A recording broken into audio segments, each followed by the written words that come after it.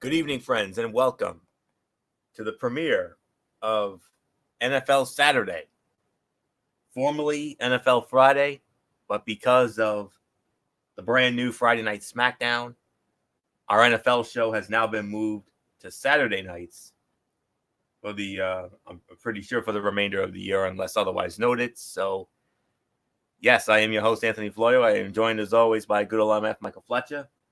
Michael Bullock is at a very special commitment, a very special gathering on his end. I'm not sure if he'll be joining us or not. If he does join, we'll catch him up on what he missed. If not, then we will hopefully see him tomorrow night for our Hell in a Cell recap show. But for right now, MF and I will guide you through Week 5 of this 100th NFL season, and couple quick notes. The first note: last week we started bye weeks. New York Jets, San Francisco 49ers were the two teams on bye last week. This week, the Detroit Lions and MF's Miami Dolphins are on bye. And I know MF's probably thinking, thank God. This is 1 week we don't have to worry about losing. So just had to throw that out there. But for right now, the other quick note, of course, Thursday night. Oh, my goodness, what a game. The Los Angeles Rams and the Seattle Seahawks at CenturyLink Field in Seattle. For the second week in a row, we had a very fun and entertaining Thursday night football game. The week before, we had Philly and Green Bay. This time, the Rams in Seattle and MF. You noticed the other night, we after we wrapped up college football Thursday, we stuck around, had a little behind-the-scenes thing, and I'm kind of glad we did. What a finish. Wow, yeah, it was an incredible game, no doubt about it. It definitely, I gotta say it. So far this year, these Thursday night games have delivered. I mean, so far so good. The first game, Packers and Bears, a nice little defensive battle. The second week, which was believe that was Tennessee and Jacksonville. No. I mean, not really. I mean, That was a dud. it was good, but not so great. But yeah, these last 2 weeks have been barn burners, and it's if this is what the NFL was hoping for their Thursday night games, they've hit a couple of home runs up to this point. And let's see what they have in store for us this Thursday night when the New York Giants and the New England Patriots, two teams who have given us two of the great Super Bowls of all time, especially 42. But anyways, Giants and Patriots in Foxborough on Thursday night. Daniel Jones against Tom Brady. Yeah, let's see what you're made of, son. That's all there is to say on that. The former Dookie. We'll see how he does against Tom Brady. So, anyways, that's the note there. I believe it was 30-29 was the final in that one. Yes. So Seattle winning. Rams tried to win it with a field goal at the end, but my guy Greg Zuerlein, Greg the Leg, he's human. That's all there is to say. He's human. So a rare miss for him, and it could not have come at a worse time for the Rams, who have now lost 2 in a row. And boy, howdy,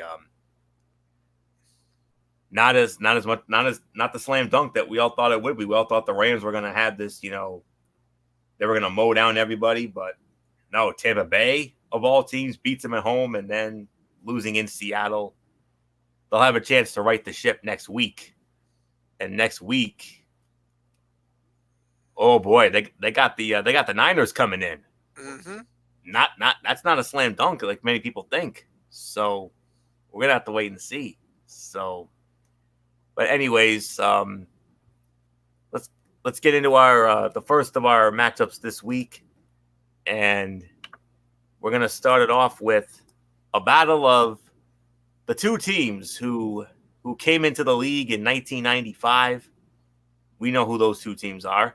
Those are the Jacksonville Jaguars and the Carolina Panthers, who both came into the league in 95. This will be on CBS, Bank of America Stadium, Charlotte, North Carolina. And just waiting for the stuff to come up here. Excuse me. Andrew Catalan and James Lofton will have the call. of the Jacksonville Carolina matchup tomorrow, and the spread favors Carolina only by 3, and the series history between these two are tied at 3-3. Carolina's won the last 2 meetings, including the last one in 2015 in Jacksonville. Carolina won 20-9. In Charlotte, 2011 was the last time they met in Charlotte. Carolina won 16-10. Jacksonville has only won in Charlotte once, and that was in 1999. That was a 22-20 final. So those are all the schematics. So without any further ado, let's dive on in to the Jacksonville Carolina matchup. As soon as I can find it in my loaded notes here. Got a lot of notes here. Jacksonville, Carolina. All right, I think I got it here. Let me see. Oh, yeah, there it is. Finally. Okay. What to watch for? Both teams will be relying on top running backs from the 2017 draft to take the pressure off young quarterbacks. Christian McCaffrey, the 8th pick, leads the NFL in rushing with 411 yards. And Jacksonville's Leonard Fournette, the 4th pick, isn't far behind with 404. The team that gets the running game going will have a decisive advantage. Bold prediction, McCaffrey will surpass 100 yards rushing and receiving. He's a bad matchup for the Jaguars because they've had issues covering backs out of the backfield. The Jags likely won't have cornerback Jalen Ramsey, and the domino effect of his absence will be a major issue when McCaffrey lines up on the outside. The stat to know, Jacksonville receiver DJ Chark Jr. has 19 receptions for 321 yards and 3 scores this season. He had just 14 receptions and 174 yards and 0 TDs in 11 games last season. That's the stat to know. What to know for fantasy? Curtis Samuel's target share is nearly twice that of DJ Moore, 24.1% to 12.1%, with Kyle Allen under center for the Panthers this season. The betting nugget, both Kyle Allen and Gardner Minshew are 3-0 against the spread in their careers as starters. Carolina, 57.9% favorite. I could see why. Tough one to call here, but I'm going to take a chance and I'm going to go with Carolina because, Kyle Allen he's been a lot more better than I thought he would be. So that's really all I can say on that. I'm going to go with Carolina to win. I will say 21-17. Give me Carolina over Jacksonville. So nothing more to say. MF, your thoughts on Jacksonville and Carolina, the battle of the two teams who came in 95. Yeah, no, this is going to be an interesting matchup, no doubt about it. It's going to be a good game. Don't expect this to be a 5-star barn burner at all. I think it's going to be a decent game, no doubt about it. I'm going to disagree, Anthony. I'm going to go with Gardner Minshew. Minshew has really proven to be a really good quarterback for Jacksonville. He's been a breath of fresh air since taking over. Since he started, he's won the first 2 games that he's done. He's brought the team to 2-2, regardless of the craziness and the stupidity of Jalen Ramsey and all that stuff going on with him. And they just keep on winning. They won a big game last week. I got really nothing more to say. That's right. My call is I'm going to go with Gardner Minshew and the Jacksonville Jaguars to beat the Carolina Panthers. Anthony, it's yours. And MF, you lead off on the next one, which I'm going to be honest with you. It's the Zonk game of the week, and thankfully yes, it's not on our. Yeah, it is. It's the Zonk game of the week, and it's not on our end. Thank goodness. It's on the other side. Arizona Cardinals, Cincinnati Bengals, a battle of winless teams. Paul Brown Stadium in Cincinnati on Fox. We got Tom Brenneman, Chris Spielman, Shannon Spake on the call. Cincinnati opening up as a 3-point favorite. Cincinnati leads the all-time series 6-5. Last time they met, believe it or not, MF and I actually had this on a very memorable Sunday night game in Arizona. 34-31, Arizona won, and that was a game MF and I had. And boy, howdy, I'm glad we had it. It was a fun game, but it's not going to be much fun this time. No. 2011, they last met in Cincinnati. Cincinnati won that one 23-16. And Arizona last won in Cincinnati back in 2007. That was a 35-27 final. So with all that being said, MF, let's get your thoughts on the Zonk game of the week. Yeah, I don't think you're going to see much really good football in this game, no doubt about it. But I'm going to go with the Arizona Cardinals. I kind of feel like they are the more superior team, and especially after the way Cincinnati laid an egg last week on Monday Night Football against the Pittsburgh Steelers. I really got no faith whatsoever in Cincinnati. They're really going to have to show me something. But I'm going to go with Arizona to win the game. My final score is I'm going to go 14-10. Arizona wins. Florio, go. Yeah, what to watch for? The game between winless teams could feature multiple sacks. The Cardinals have allowed a league-high 20 sacks. The Bengals are right behind them at 19. This one could be decided by which quarterback is upright at the end of the afternoon. The bold prediction? The Cardinals' passing game will finally lead them to a win.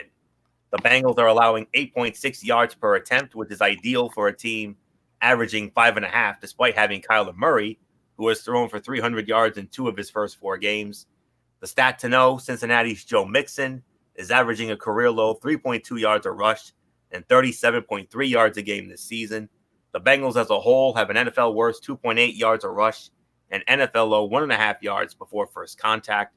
What to know for fantasy? Kyler Murray leads the NFL with 187 opportunities this season, pass plus rush attempts. Betting nugget, since the start of the 2016 season, Arizona is 3-13 against the spread in 1 p.m. Eastern games. Cincinnati is the favorite for the FPI, 56.2%. But I am in agreement with MF. I am going to go with the Arizona Cardinals to win this one.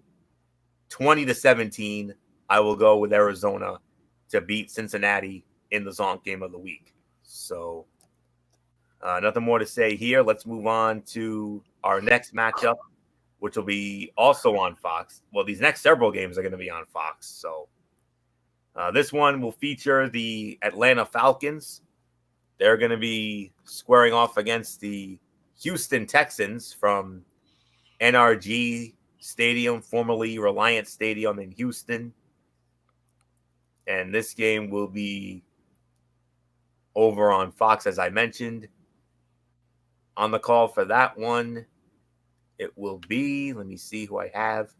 We have Kenny Albert, Rondé Barber, and Sarah Walsh on the call for that one. And the Texans opening up as 4-point favorites. Series history between the two teams are tied at 2. They last met in 2015 in Atlanta. Falcons rolled 48-21. And here's the thing. They've met 4 times, and they've swapped wins each and every time. Houston won, then Atlanta, then Houston, then Atlanta. And home teams won every meeting. No team has won on the road in this series. Their last game in Houston was 2011. Houston won 17-10. So with all that being said, let's get into this Falcon Texan matchup. Let's see what we have here. Okay, let me see. A lot of notes here. Okay, here we go. What to watch for here? Will wide receiver DeAndre Hopkins top 100 receiving yards against Atlanta? After catching 8 passes for 111 yards in the season opener, he has not reached 70 receiving yards in any of the last 3 games. The Falcons rank 7th in the NFL in passing defense a game and have allowed a receiver to top 100 receiving yards in just one of their first 4 games. Bold prediction: the Falcons, who have been outscored 38-10 in first quarters this season, will actually have the lead after the first frame in Houston. It won't hold, though, as J.J. Watt and company make life miserable for the Falcons' offensive line. Stat to know, Texans edge rusher Whitney Mercilus now has 4 straight games with a sack, tied for the longest active streak in the NFL with Clay Matthews and Shaquille Barrett. His 5 sacks this season matched the total he recorded over the previous 2 seasons, 21 games combined. What to know for fantasy? After scoring 11 times in his first 14 games last season, Hopkins has scored just twice in his past 7 games, playoffs included. Betting nugget, Atlanta has failed to cover 13 straight games against AFC opponents, 1-12 outright. That includes losses to the Tennessee Titans and the Indianapolis Colts in the last 2 weeks. Houston is the FPI favorite at 64%. I am going with the Houston Texans to win this one. I'll go 24-21, Houston over Atlanta. So, nothing more to say. MF, your thoughts on Texans-Falcons? Agreement. I'm going to go with the Houston Texans as well. I think this is going to be a good game, but I really don't know how much more it'll go. So I'm going to go with Houston. So, Anthony, next game. Another Fox one, as I mentioned. And here's a game that just got interesting based on the results of last week. The Tampa Bay Buccaneers squaring off against the New Orleans Saints at the Mercedes-Benz Superdome in New Orleans. Fox has this one, and on the call for this will be Chris Myers with Daryl Moose Johnston and Laura Oakman. New Orleans opening up as a 3-point favorite. And the series history between these two favors, let me see, it favors New Orleans. New Orleans has the series lead 33-21. And I believe both teams split last year, with both teams with the road team coming out on top in both games. Last year in New Orleans, week 1, opening day in New Orleans, Tampa Bay stole one in the Dome, 48-40. Saints last beat the Bucs at home the year before in 2017. That was a 30-10 final. But MF, the story in this one, last week, the Tampa Bay Buccaneers went into the Los Angeles Memorial Coliseum and did something we did not expect to see. They beat up on the Rams and put up a franchise record 55 points. They double nickeled them. Yes. Michael Bullock loves to call it the 50 burger. Well, when you put 55, we call that the double nickel. That is very rare. Yes, it is. So, but MF, can Tampa Bay do it in the Dome again this year? It's possible. Very, very possible. Look, I think Tampa might have turned it around. I think they found offensively, I think they found their weapons. Jameis Winston had by far one of the best performances as a pro last week against a really good defensive team in the Rams. But now they're going in the Dome against New Orleans, who's really right now kind of been lucky up to this point, because, you know, when Drew Brees went down with the injury, we're thinking, oh no, this is bad news. The Saints are going to be in big trouble. No, they have not. Now, don't get me wrong. You got Alvin Kamara, you got Michael Thomas, you got, you know, some good weapons that they have, and offensively they've been great. But Teddy Bridgewater, give credit where credit's due to him. Bridgewater has done so well and plays so good. You know, he's played consistent enough that hasn't killed the team so badly. So being at home in that Dome again, I'm going to go with the New Orleans Saints. I cannot stop. They got the hot hand. I think they're going to get the job done. So I'm going to go with the New Orleans Saints to beat the Tampa Bay Buccaneers. Anthony, it's yours. Yeah.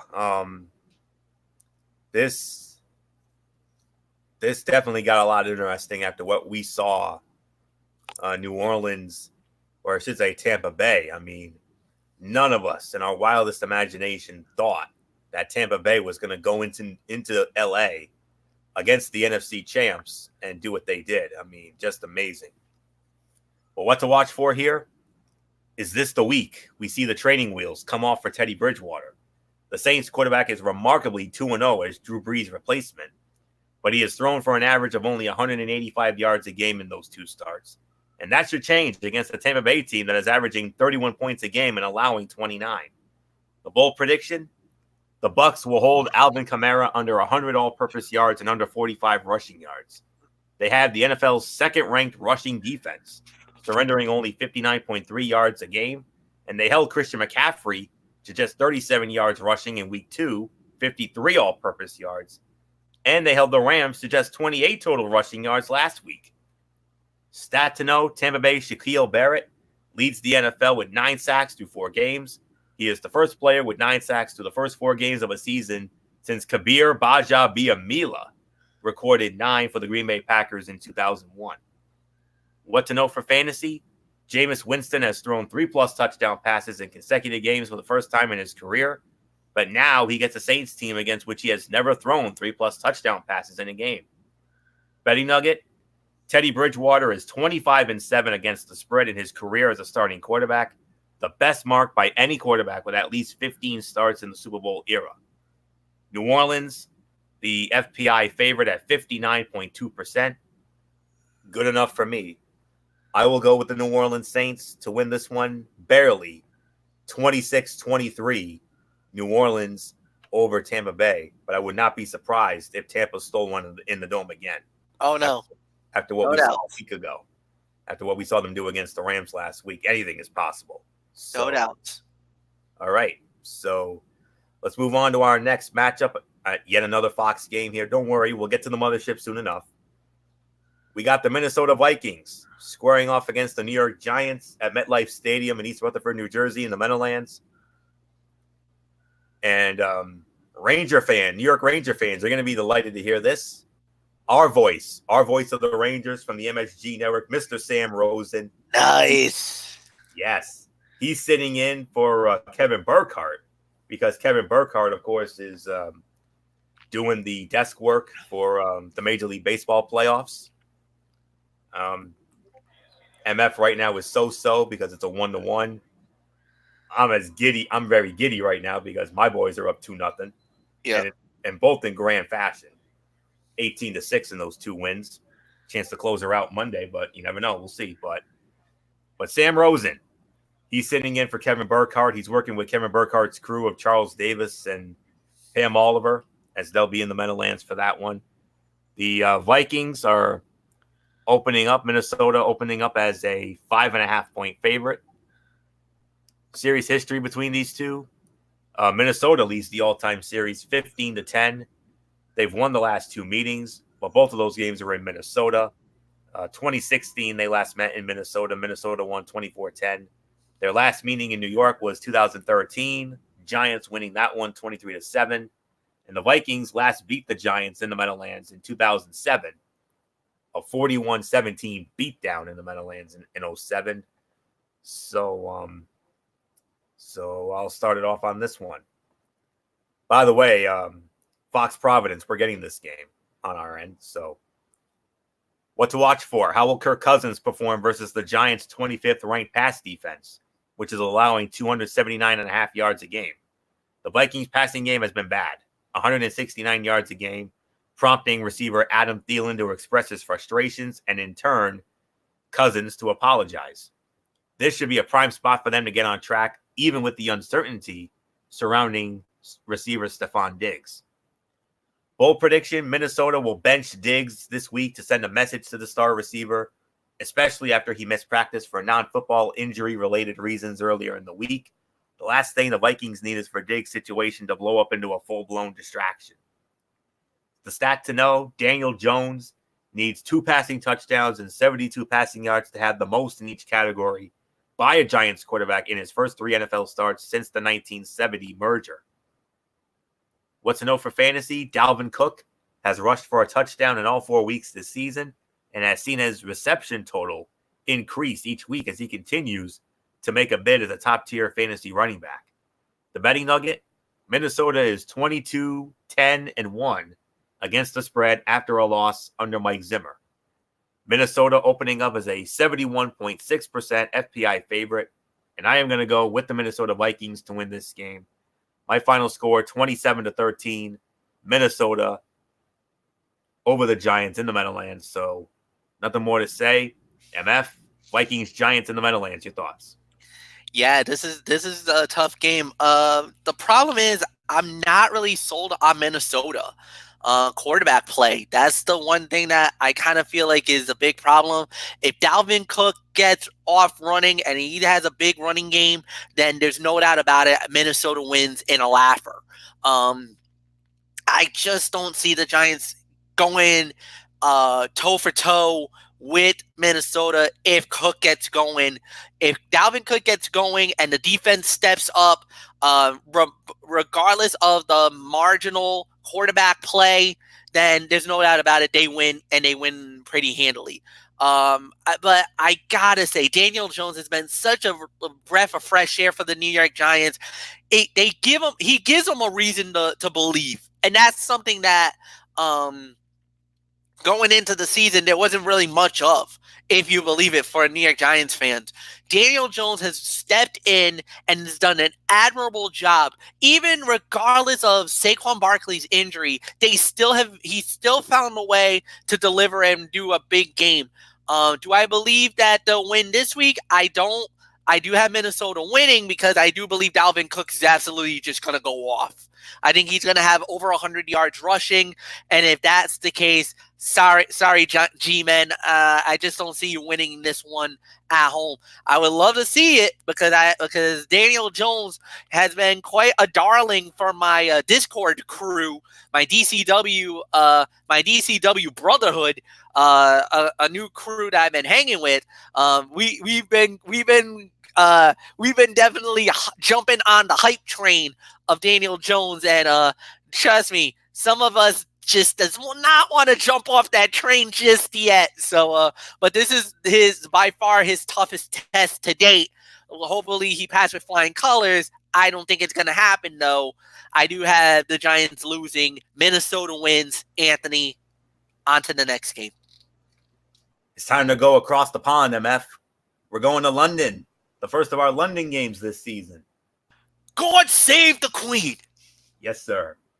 The Chicago Bears squaring off against the Oakland Raiders, the Cathedral of Soccer, as Derek Ferreira refers to it. Wembley Stadium in London, England, over on Fox.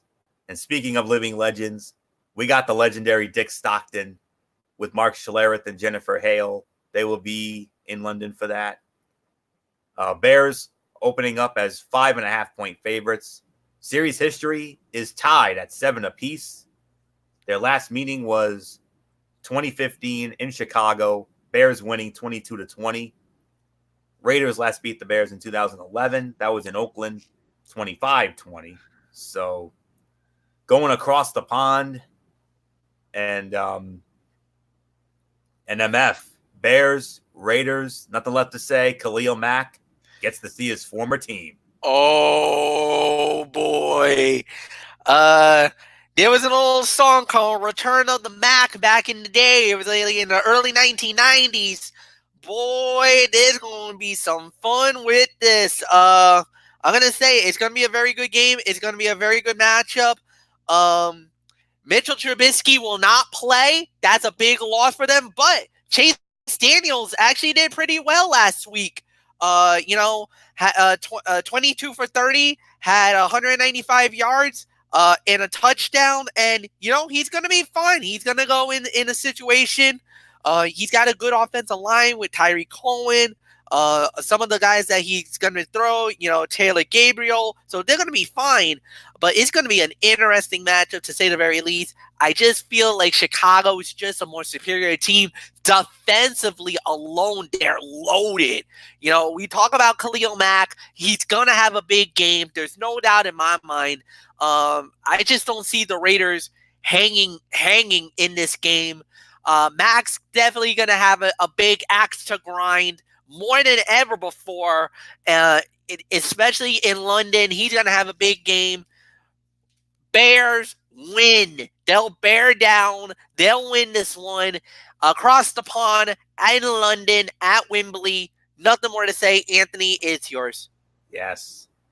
What to watch for? Khalil Mack will be looking to take over the game against his former teammates. Unless, of course, two guys who never played with Mack in Oakland, right tackle Trent Brown, whom the Raiders feted with a 4-year, $66 million deal, and left tackle Colton Miller, the Raiders' first-round pick a year ago have something to say about it and keep quarterback Derek Carr clean. Bold prediction, Bears rookie running back David Montgomery finally breaks through with 100 rushing yards. Chicago head coach Matt Nagy is high on veteran backup quarterback Chase Daniel, who's starting in place of Mitchell Trubisky, left shoulder, but Nagy still wants to control the clock and pound the ball with Montgomery. Stat to know, Oakland's Darren Waller enters play with 33 receptions, tied for the most by a tight end through the first 4 games in NFL history, Antonio Gates in 2007. He needs 9 receptions tomorrow to break the 5-game record held by Zach Ertz last year and Eric Johnson in 2004. What's a note for fantasy? The Raiders' Tyrell Williams is the only player with a touchdown reception in all 4 weeks thus far and has seen 5 of Oakland's 6 end zone targets this season. And the betting nugget, in the past 6 London games, favorites are 5-1 against the spread, and 5 of the 6 games went under the total.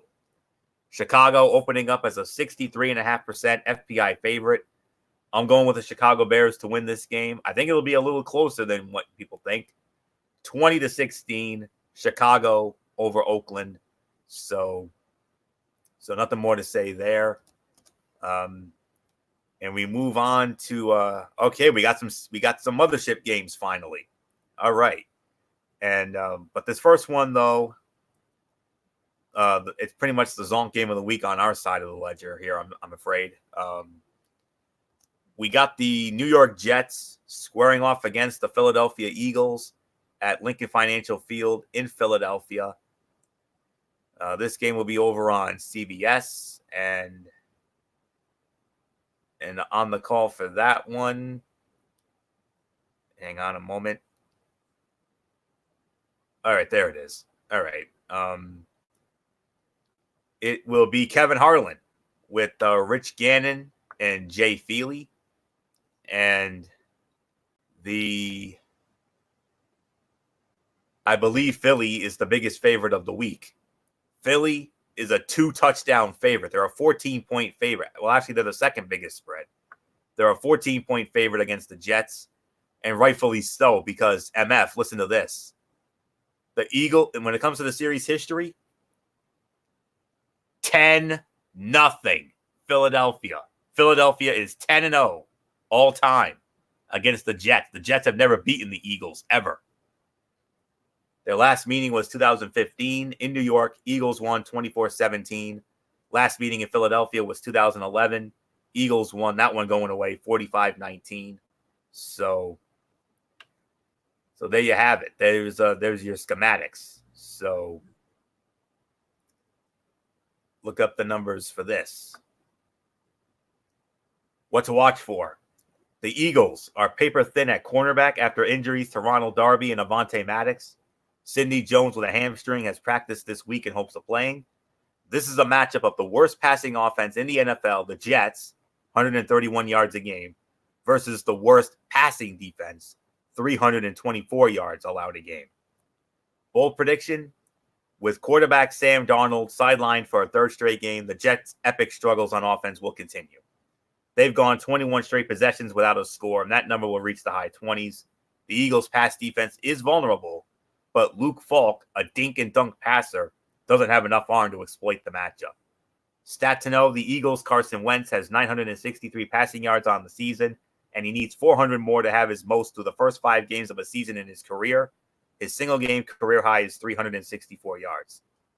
What to know for fantasy? Zach Ertz finished last season as tight end 2, despite not scoring his first touchdown until this week last year, week 5. Ertz has not scored this season, but his 24 catches rank 4th at the position this season and keep his floor high. Betting nugget, Philadelphia is 10-0 all-time against New York and 9-1 against the spread. That's tied for the most outright wins without a loss in any matchup in NFL history, according to the Elias Sports Bureau research. Philadelphia, overwhelming FPI favorite, 75.9%. All Philly in this one. 27-9. Philly all over the Jets. Nothing more to say. MF, fly, Eagles, fly. Yeah, no doubt about it. I agree with that too. I'm going to go with the Eagles as well. I just think they're an amazing team more than anything else. So I got nothing more to say. So yeah, I'm gonna go with the Eagles to win. Nothing more to say. Florio, go. Yeah, no, nothing more to say on that Zonk game. Absolutely not. All right. This next game here, once upon a time, this you would think. Now, when the schedule came out in April, this is a game that very, very, very easily could have been the Tony and Mikey game of the week, the special here. This time around, no. Afraid not.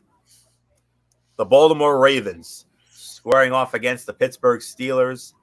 Heinz Field in Pittsburgh.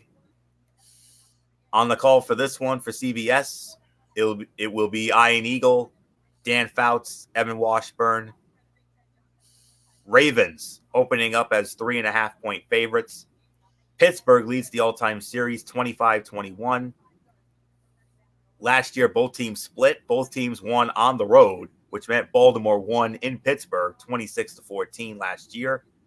Steelers' last home win against the Ravens the year before, 2017, that insane Sunday Night Football game, 39-38, that five-star classic. So really nothing more to say on this one. I mean, MF, when the schedule first came out, we were thinking, oh, yeah, we'll be there for this one. Yeah, not so much this time. Yeah, I know that about it. Going into this, I think a lot of people say, "Oh, this is going to be knockdown, drag out, probably down to the wire." Unfortunately, injuries has really sat out this game. I'm going to go with the Baltimore Ravens to beat the Pittsburgh Steelers. Sorry, Steeler fans, but let's be realistic. I think Baltimore is on a mission, and they're just the more superior team. So nothing more to say. Anthony, go. Yeah, the minute Ben Roethlisberger went down with that injury, that's what did it. Big Ben doesn't get hurt, and the Steelers do well. This very easily would have been our game, hands down. Yep. And we've called so many of these over the years, regular season and playoffs. Regular season wise, we've also had some playoff games. I believe all 3 rounds. I think we did a wild card with these two, a divisional. And I know we had an AFC championship. So, but yeah, this is not the time for it this time. I'm sorry to say. Damn shame too, because we have had so much fun calling this rivalry over the years, but not this time. What to watch for? The Ravens defense has a penchant for giving up big plays, but to this point, Steelers quarterback Mason Rudolph hasn't been able to take advantage of the vertical game, averaging just 3.3 air yards per completion, the lowest for any quarterback with 50 completions since 2006. To take advantage of the Ravens' weak spot, the Steelers could push Rudolph to unleash more deep throws.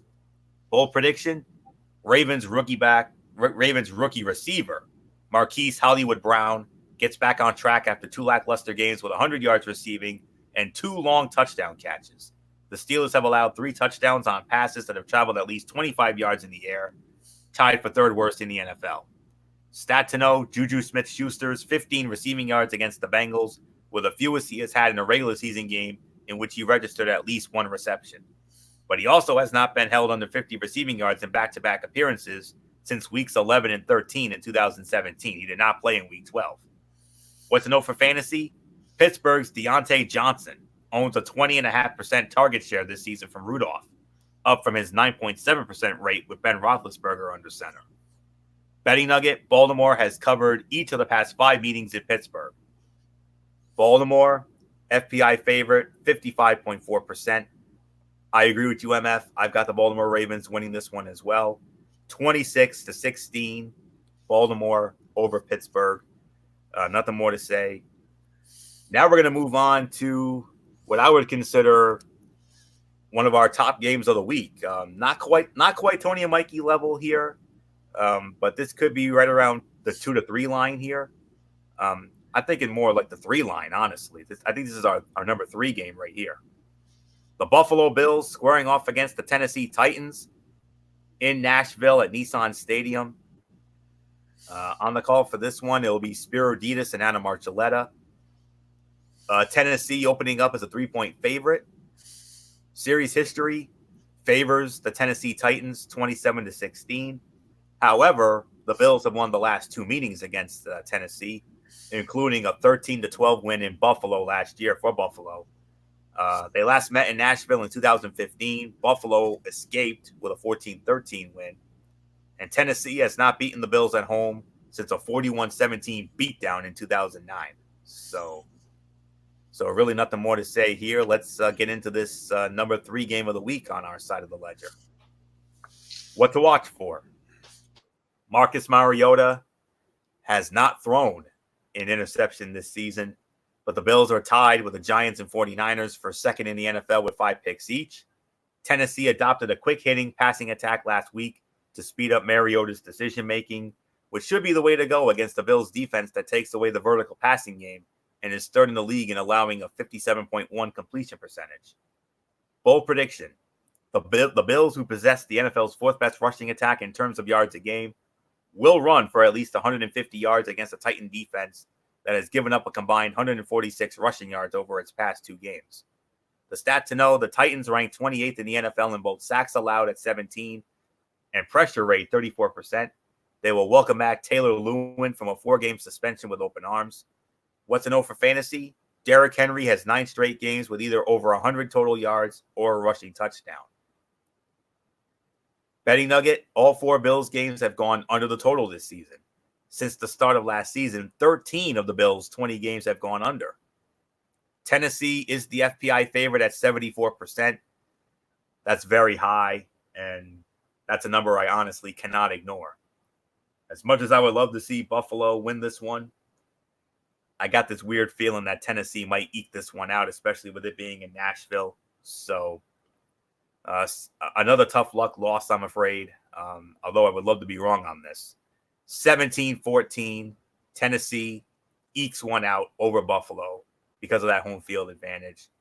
So MF, I mean, we saw the Bills last week against New England. We were thinking, okay, here we go again, another Patriot blowout, especially when it was 13-0 and New England was driving for more. But then Micah Hyde with that interception that we yelled out, our infamous intercepted, and really turned the game around for Buffalo. Man, we almost had it. We almost had them. But those knuckleheads, but I'll tell you, man, those knuckleheads got us again. Ugh. The turnover, a dirty, illegal, I don't know how on earth he did not get ejected type of hit. Amen. You know, we talk about Vontaze Burfict and what That's he right. did, and he got thrown out. That was straight up helmet to helmet target on Josh Allen. Gave him a concussion. Thank God he's been cleared. So Buffalo, I believe Buffalo could win this game. I think Buffalo could win it. So, but man, oh man. And I felt bad for you, Florio, because there was a couple of moments in that game where I thought Buffalo was going to steal it. I honestly thought you guys were going to do it. I honestly thought you guys were going to do the impossible and knock them off. I thought so too. I was, oh my God, I was ready to unleash hell on the Patriot fans, to poke fun at them, laughing in their faces, but it didn't happen. Nope. New England eked it out. And Buffalo, guys, you got nothing to be ashamed of. Don't hang your heads on this Absolutely one. Not. This was a great performance. You far and exceeded what we thought. And a lot of Patriot fans are like, you know what? It's good that this happened. We'll get into New England in just a minute. But I'm going to disagree with you, Florio. I'm not going to go with Tennessee. I'm going with Buffalo because of what you said, because of the running game. You actually just brought it up, how good the run attack is. I think Buffalo's got enough horses there to beat Tennessee. And on top of that, I think Buffalo's defense is better than advertised. Micah Hyde was a big player, no doubt about it, but they were getting to the defense all night and all afternoon against the Patriots. So there is a way to beat them. I think they'll figure it out. And normally in these tight games, when it's on the line, sometimes Tennessee has actually come up short in those moments. Hopefully they do. For your sake, I'm gonna go with Buffalo to pull the upset here, and I got them beating Tennessee. So Anthony, next game. And it's our final early game, and it's on our end. This is another one of the Zonk games of the week right here. Your reigning, defending, undisputed Super Bowl champion New England Patriots squaring off against the Washington Redskins at FedEx Field in Landover, Maryland on CBS. And we're going to be getting this game, of course, on our affiliate, WPRI 12, which, of course, it's the Patriots, of course. So legendary Greg Gumbel with Trent Green and Melanie Collins, they will be there. And the Patriots are the biggest favorite of the week. They are 15.5-point favorites against the Redskins. And rightfully so. Even though Washington does lead the all-time series 6-4, but it's the Patriots, though, who have won each of the last 3 meetings against Washington. They last met in 2015 in Foxborough. New England won 27-10. Last time they met in Washington was in 2011, and New England won that one 34-27. Redskins have not beaten the Patriots at home and overall since 2003, a 20-17 win in Washington. So one quick note, and that is Colt McCoy. Colt McCoy will be starting at quarterback for the Washington Redskins and not Case Keenum. So just wanted to get that little tidbit out there. So, MF, there's nothing more to say. I think this is where New England will get back to flexing their muscle after that tough test in Buffalo. Oh, without a doubt. And plus, the Washington Redskins is just a complete and utter mess. Amen. I mean, quarterback-wise, you put Dwayne Haskins in an impossible situation, and God, he was horrible last week. 3 INTs in the game. And, I mean, you basically hung this guy out to dry. That's what it is. And I don't know what else there is to say. I am absolutely, I know the Dolphins are a bad organization, but the way that the Redskins are playing lately, I think the Dolphins can beat them next week, honestly. And that's a huge thing to say because you know how bad Miami's been. But I think Washington's even worse, honest to God. So I got nothing more to say. New England wins in a laugher. Florio, go. What to watch for? Can the Redskins do anything to slow the Patriots' offense? The Pats are coming off a 16-point performance in which quarterback Tom Brady completed just 18 of 39 passes for 150 yards and an interception. For the season on third downs, he's completing only 48.9% of his passes and owns a 78 passer rating. But he'll face a Redskins defense that on third down allows quarterbacks to complete 87.2% of their throws and post 140.5 passer rating. Bold prediction, New England running back James White will score 2 touchdowns with his playing time rising because he's a top pass protector and the Redskins are a heavy blitz team. Also note that the Redskins entered the game ranked 29th in rushing yards allowed a game at 147.5. Stat to know, the Patriots are looking to become the first team since the 1988 Cleveland Browns and Miami Dolphins to allow 0 passing touchdowns in the first 5 games of the season. And the Washington passing attack, since Alex Smith got injured week 11 of last season, it has had an NFL high 5 starting quarterbacks. What to know for fantasy? Through 4 weeks, there were 44 players with at least 25 carries. Among those players, no one is averaging fewer fantasy points a touch than Sony Michel, 0.44. Not good news for me. He's on my fantasy team, and I'm playing MF this week. Good grief. Betting nugget. This is the 63rd straight regular season game that Tom Brady will be favored in, breaking a tie with Steve Young from 93 to 97 for the longest streak by a quarterback in the Super Bowl era. New England, the FPI, the overwhelming FPI favorite, 85.7%. It's New England all day, 30-6. New England all day over Washington. So nothing more to say. Let's get into the late games. Believe it or not, we only have 2 of them. Hard to believe. 1 on each side. And this is over on our end, this next one. AFC West matchup, we have the Denver Broncos squaring off against the Los Angeles Chargers at the StubHub Center in Carson City. Over on CBS and on the call for this one, hello, friends. Jim Nantz, Tony Romo, and Tracy Wolfson. They will be in LA for this one. And the spread favors the Chargers. Chargers opening up as only 5.5-point favorites.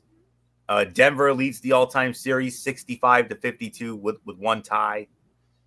Both teams split last year. Both teams winning on the road. Believe it or not, Denver actually won in LA last year, 23-22. Chargers won at home the year before, 21-0. So really nothing more to say on this one. So let's get into the Broncos and the Chargers. I believe I started off, so let's get into it.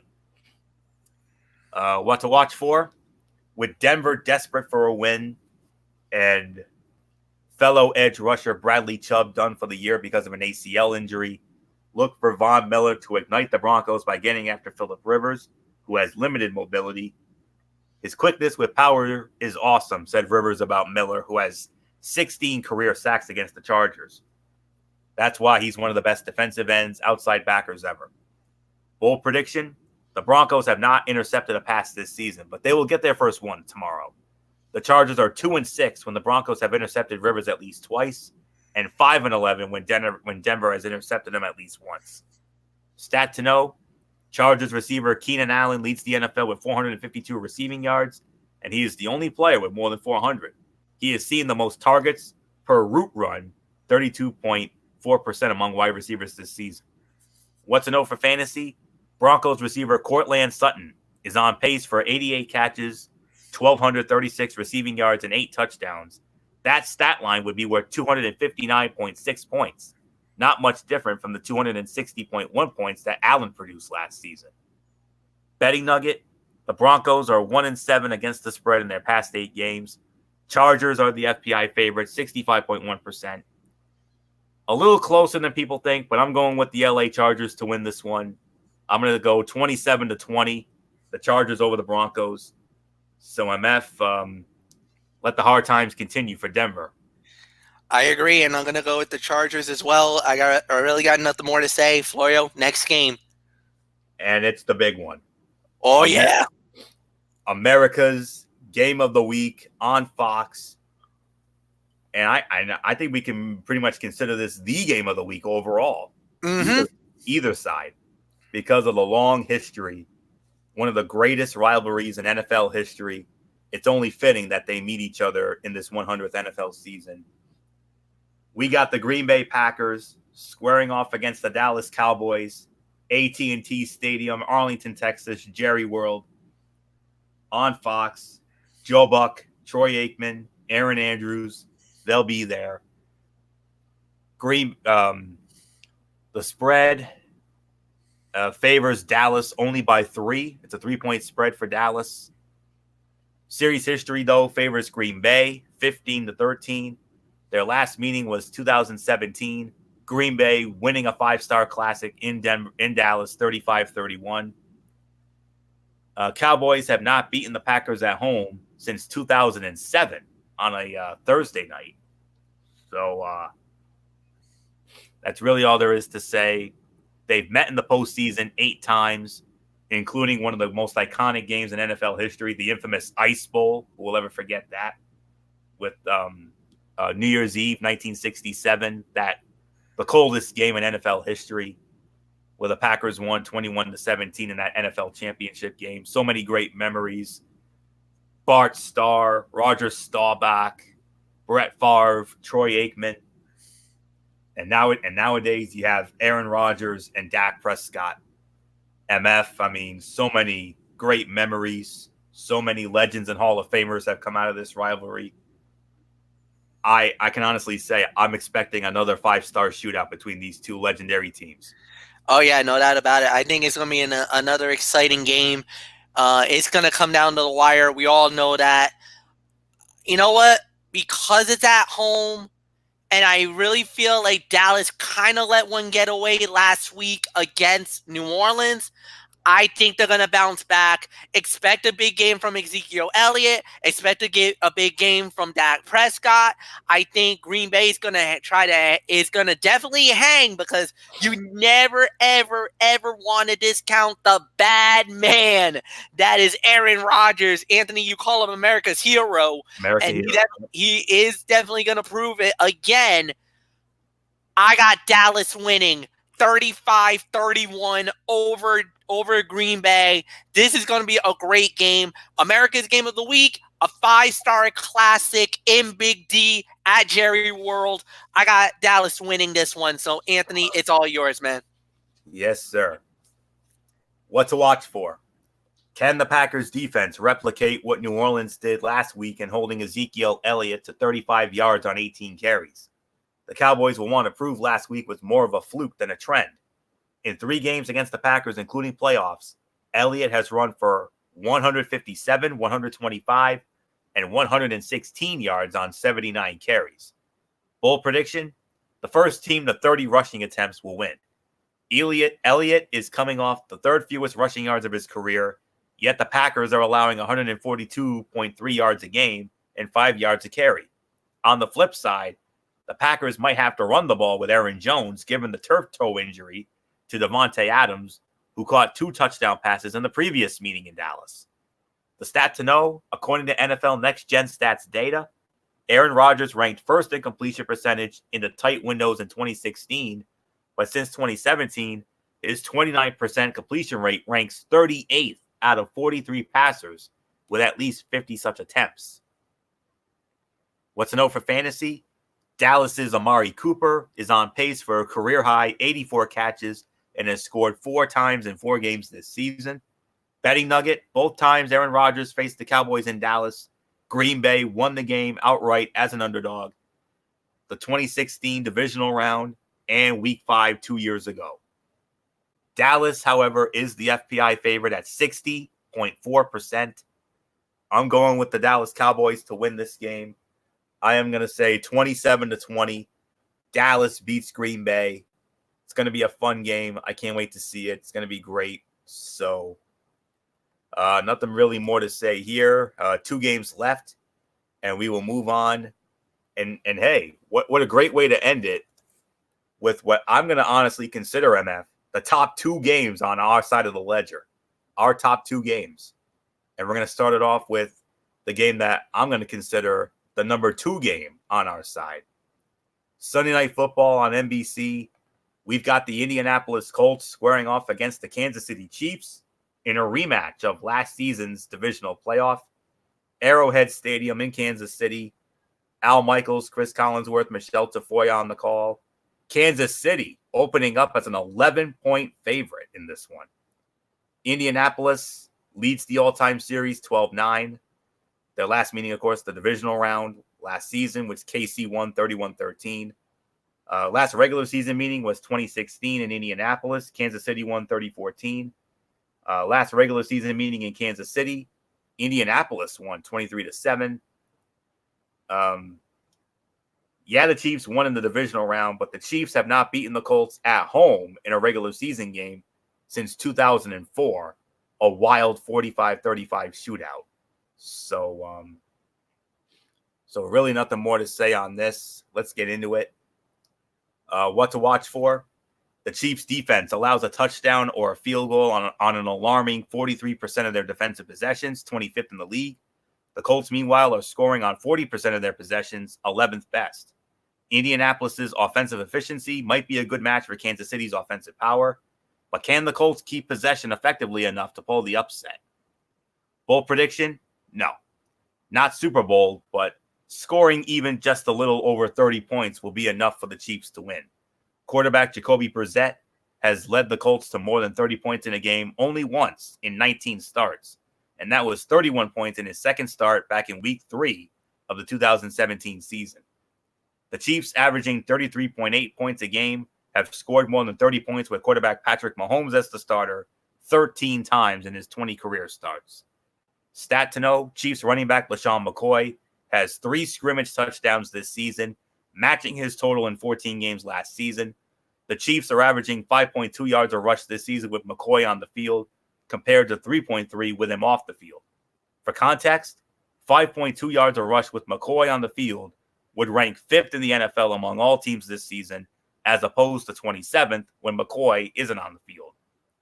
What's to know for fantasy? Receiver Sammy Watkins scored 46.8 points in week 1, but that is 18.1 more fantasy points than he has scored in the 3 weeks since.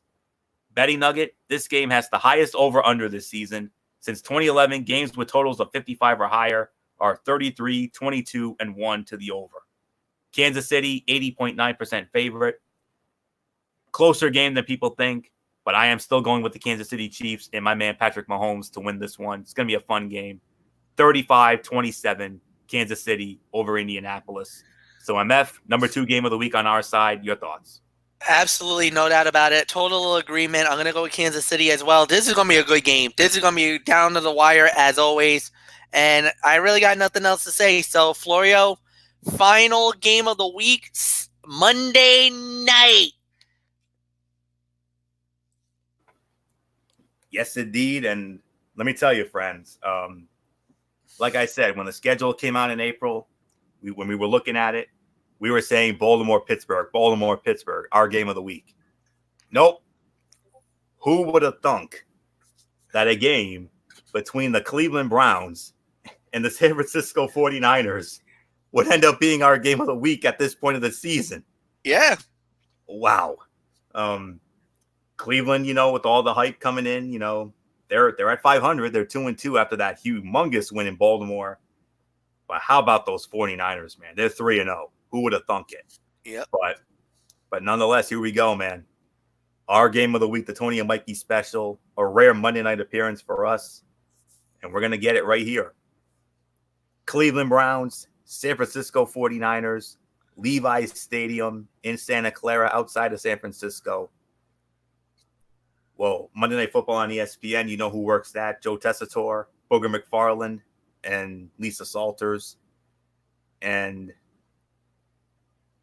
the 49ers, San Francisco, opening up as a 4-point favorite. Series history favors the Cleveland Browns, however, 12-7. Last meeting was in Cleveland, 2015. Cleveland winning 24-10. Last meeting in San Francisco was 2011.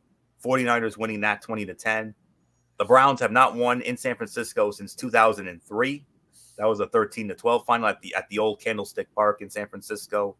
So nothing more to say. MF, it's only fitting we started with you here. I mean,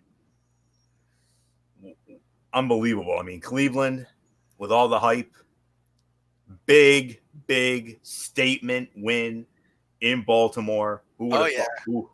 We did not see that coming. Nope. Niners are 3-0. I mean, the Phil Simms to my Jim Nance. Hello, friends. Do that thing I like. Dude, it's going to be a great game. It's going to be a great event, no doubt about it. And holy freaking crap, how did this happen? Look, I'm going to go with the 49ers. Their running attack is deadly. Matt Breida, you got it's like a 3-headed monster.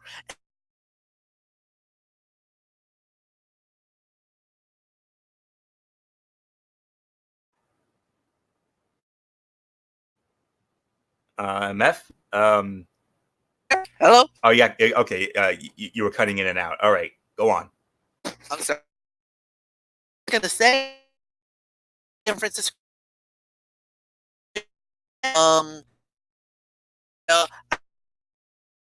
And Jimmy Garoppolo don't some small this Kittle get if George man, it's gonna be a late for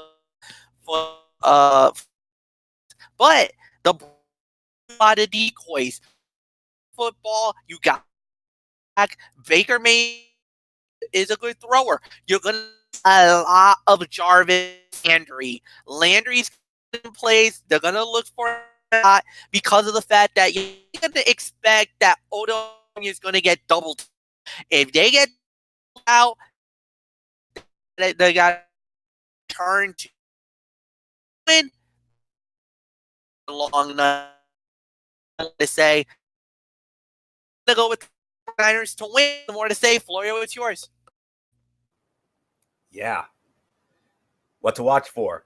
The 49ers are missing left tackle Joe Staley and cornerback Ahkello Witherspoon, both of whom play positions opposite Cleveland's best players in defensive end, Myles Garrett and Olivier Vernon, depending on alignment, and receiver Odell Beckham Jr. With backups in the lineup, can the Niners neutralize two of Cleveland's biggest stars? Bold prediction, Cleveland running back Nick Chubb rushes for more than 100 yards against San Francisco's number one ranked run defense to maybe power the Browns to their second win on Monday Night Football this season. Stat to know, the Niners' Jeff Wilson Jr. has scored multiple rushing touchdowns in 2 straight games. No 49er player has done that in 3 straight games since Billy Kilmer in 1961. What to know for fantasy? Baker Mayfield averaged 1 touchdown pass every 18 attempts as a rookie. That number is down to once every 34.8%. Well, once every 34.8 passes this season. And he ranks as QB 23 through week 4. Betting nugget, San Francisco is 113-1 against the spread and 6-9 outright in its past 15 games as a favorite since week 12 of 2014. San Francisco, 72.5% FPI favorite. That's a nice high number. That's a number I can't ignore. So I'm torn on this one. My gut is telling me Cleveland, but my heart is telling me San Francisco. So because of that FPI mark, I got to go with San Francisco barely. I'm going to go 27-24. San Francisco over Cleveland. Should be a fun game. I can't wait to do it. And that's it, folks. This edition of NFL Saturday is in the books. We want to thank you all so very much for listening this evening. And, of course, we'll be back with you tomorrow night with our recap of the Hell in a Cell pay-per-view. That'll be over on MF's channel immediately following the pay-per-view, no matter how early it is. So hop on over and we'll give you our thoughts on that. MF and I, along with Michael Bullock and Dede Woodson, will have that for you. And then Monday night, right back here for Ridiculously Raw. Week 2 of the new era. We'll see how it goes. We're off on Tuesday, and then we'll be back on Wednesday. Wednesday Night Mayhem, Derek Ferrera, you know how that goes with NXT and AEW. College football Thursday. On Thursday, it's our biggest show of the year yet because it's going to be the showdown week. So many incredible matchups. Red River rivalry, Texas and Oklahoma, Florida and LSU, USC and Notre Dame. That's just to name a few. That's all I'm going to say on that. It's our most loaded week, and we cannot wait for that. And then Friday night, MF, Cerebral Smack Talk, the new Friday night Cerebral Smack Talk, and then next Saturday night, week 6 of NFL Saturday. And I'll tell you what, next week, some of the games to look forward to: Seattle Seahawks against the Cleveland Browns, Houston Texans against the Kansas City Chiefs, Philadelphia Eagles, Minnesota Vikings, San Francisco 49ers and the LA Rams, maybe the game of the week there. And then the Detroit Lions and the Green Bay Packers. So many great ones to look forward to next week. So that'll do it. So until then, until tomorrow night for our Hell in a Cell recap show, it's Anthony Florio here for Good Old MF Michael Fletcher. And in spirit, Michael Bullock, Dede Woodson, Derek Ferrera, you know the routine. Our shout-outs are the same as always. You know the routine as always. Thumbs up. Talk to you later. Yeah, throw it up Fortune 4 style. Bye for now, my friends. God bless. Be good to each other. Have a blessed Sunday. And until the Hell in a Cell recap tomorrow night with MF, you've been watching Week 5 NFL Saturday right here on the Tone 25 on YouTube.com, also on StreamYard.com. For everybody who's been a part of this one, for now, Anthony Florio, so long. Bye, everybody. Bye.